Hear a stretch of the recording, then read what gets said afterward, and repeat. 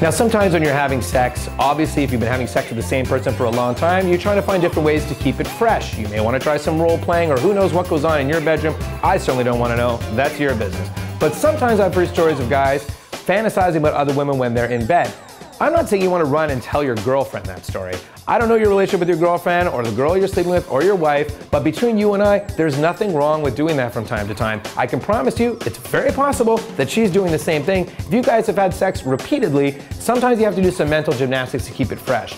The myth that this is completely abhorrent and not at all acceptable for both parties is just a complete lie. Doesn't mean that you're less attracted to her, or you're cheating on her, or you're wasting that moment that you're having with her. All it means is that sometimes you're trying to keep your sex life fresh. Both of you need to do that. You need to dig deep if you're in a relationship for a while, try and find ways to keep it creative. And sometimes that might require you to do a little mental gymnastics to get where you need to go. And believe me, if you have an orgasm, if she has 2 orgasms, and you thought about someone else for 5 minutes and your mind was on Kate Upton, this is not the end of the world.